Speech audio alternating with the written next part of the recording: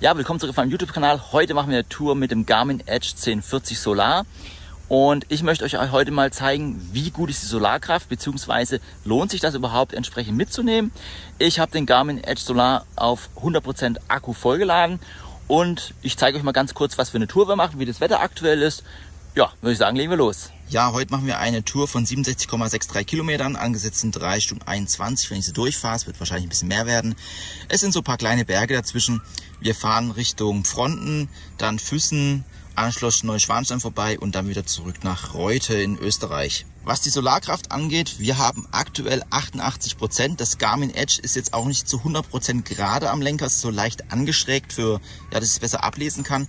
Das sehen wir auch hier, wir haben hier oben 9 von 10 Balken aktuell gefüllt.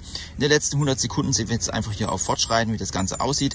Ich stand schon ein bisschen in der Sonne, deswegen haben wir jetzt ja auch schon eine Akkunutzung von 1 Minute 05, also damit starten wir. Ja, wenn wir uns das Wetter anschauen, wir haben so einen strahlenblauen Himmel, ein bisschen diesig ist es. Aber perfektes Radwetter heute. Ich bin schon ganz gespannt, wie das Ganze sein wird. Wir werden auch mal durch Wälder und so weiter fahren. Ich bin also auch mal gespannt, was dann als Ergebnis rauskommt. Ja, zum Thema Solarpanelen noch ein Wort. Und zwar, wir haben die Paneele gerade hier oben eingebaut. Also hier oben das kleine Stückchen. Der Edge macht hier so eine Biegung. Und gerade zwischen Display und der Biegung ist dann das Panel. Und hier unten ist genauso. Also das sind hier die beiden Einspeisepunkte des Garmin Edge. Und da würde ich sagen, jetzt starten wir aber wirklich los und fahren hier Richtung Berge. I've packed my bags and now I'm gone somewhere between the sun and the deep blue sea. Tender red. Ja, wir haben hier das schönste Kaiserwetter hier. Wir sehen hier schön wunderbar, immer noch sonnig. Und wenn wir uns drauf schauen, wir haben jetzt 10 von 10, also wir haben jetzt hier maximale Einspeisung. Ja, wir sind jetzt hier, ich bin jetzt 24 Minuten gefahren. Und bin auch schon mal durch schattiges Gebiet gefahren. Wir sehen ja auch hier, dann bricht es auch gleich ein. Was bei mir ab und zu ist, ich bin etwas größer und blende hier tatsächlich hier unten das Ganze ein bisschen ab oder gibt da Schatten durch den Helm, allein durch meine Körpergröße. Aber trotzdem haben wir hier eine gute Einspeisung. Wir können uns das Ganze auch nochmal hier anschauen. Wir stehen jetzt gerade hier in der Sonne und wenn wir jetzt hier einfach mal kurz drüber gehen, dann sehen wir auch hier, dass die Solarkraft direkt zurückgeht. Und wenn man jetzt hier dann wieder die Hand wegmacht, sollte das Ganze wieder zunehmen. Wir sehen schon, da oben baut sich dann der Balken wieder auf, das ist ganz gut zu erkennen. Ja, dann genießen wir mal weiter das Kaiserwetter hier. Wir sehen hier so ein bisschen, dass ich aktuell mit meinem Rücken das Ganze so ein bisschen abschatte. Ah, jetzt bin ich falsch abgewogen. Ja, und jetzt sind wir hier, Sonne nicht mehr im Rücken, dann ist sie da. Und was ich noch dazu erwähnen muss, ich habe hier aktuell mit dem Garmin Edge 1040 Solar den HRM Brustgurt verbunden. Also ich habe den roten Run-Brustgurt. Der läuft über ANT+, also das heißt, hier ist eine ANT+ Verbindung. Ihr könnt das Ganze auch zum Beispiel hier mit einer Phoenix 7 machen. Ich habe zwar aktuell die Phoenix 7 hier in der Solarversion. Die könnt ihr auch miteinander verbinden. Also wenn ihr keinen Brustgurt habt, dann könnt ihr hier mit dem Edge die Herzfrequenzdaten übertragen. Was ich nicht habe, ist ein Geschwindigkeitssensor, ein Leistungsmesser und ein Trittfrequenzsensor. Das ist jetzt ein Leihrad, da habe ich entsprechend die Sachen jetzt nicht dabei. Das heißt, die Sensoren sind jetzt hier nicht enthalten. Die würden natürlich den Akkuverbrauch auch noch etwas erhöhen. So, weil es sich jetzt gut anbietet, wir haben jetzt hier 1 Stunde verstrichen, wir sind jetzt hier 15 Sekunden drüber. Und jetzt schauen wir uns einfach mal an, wie die Solarladung aussieht. Und wir sehen hier, Intensität liegt bei rund 78%. Bei mir ist das Problem, ich habe halt so eine Körpergröße, dass ich es manchmal abschatte, weil es gerade die Sonne von hinten scheint, also von mir in den Rücken rein. Und dann ist es manchmal hier ein bisschen abgeschattet. Wir sehen es hier, diese Zickzack, die da drin sind, das kommt durch meine Abschattung. Gewonnene Zeit haben wir jetzt hier 16 Minuten 29. Gefahren sind wir jetzt aktuell 14,18 Kilometer. Ja, und wenn wir uns den Akkustand anschauen, sehen wir jetzt hier auch 98% haben wir noch zur Verfügung. Das heißt also, hier ist noch ordentlich Strom drauf, um hier eine Tour zu machen. Perfekt. Ja, würde ich sagen, fahren wir weiter. No vacation's been more heaven since between the sun and the deep blue sea.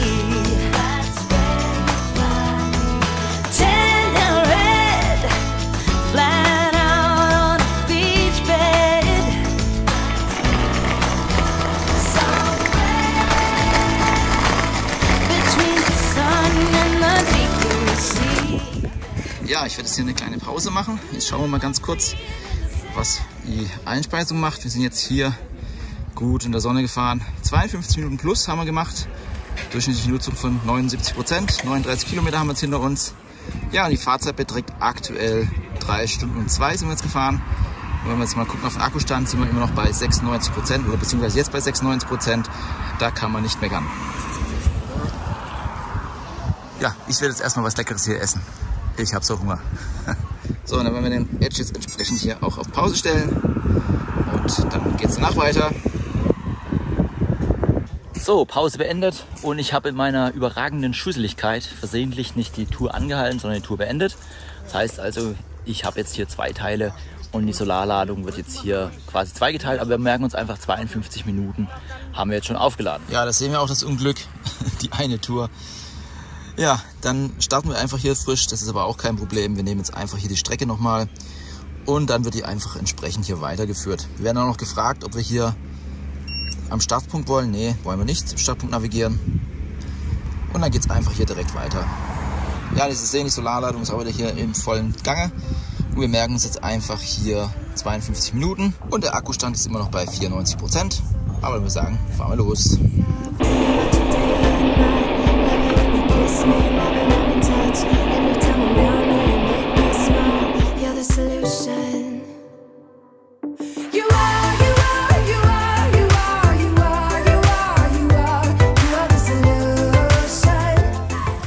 So, den Alpsee haben wir jetzt erreicht. Hier hinten sind die Alpen. Da geht es jetzt auch gleich rein. Jetzt gucken wir noch mal ein kleines bisschen auf den Edge. Ja, wir sehen jetzt hier, wir haben jetzt 1 Stunde 17 seit einem Rast verbracht. Und die Einspeisung war jetzt sehr optimal. Wir sind sehr viel draußen gefahren, keine Abschattung. Jetzt gerade das letzte Stück hier war tatsächlich so ein bisschen in den Bäumen. Und da sieht man auch gleich, wie es direkt runter geht. Plus 21 Minuten haben wir jetzt, plus die 52 Minuten, die müssen wir uns dann zudenken. Und jetzt kommt auch schon wieder die Trinkerinnerung. Das klappt übrigens ganz gut. Ja, und wenn wir uns den Akkustand anschauen, sehen wir jetzt hier 92%, also auch noch über die 90% aktuell.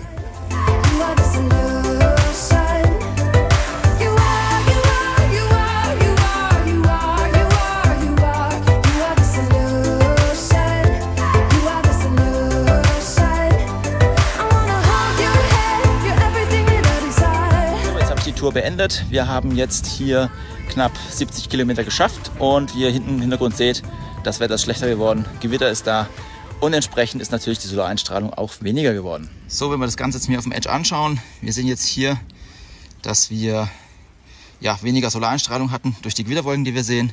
Wir haben jetzt nochmal 27 Minuten plus gemacht zu den 52, die wir schon vorhin hatten. Die Intensität lag noch bei 55%.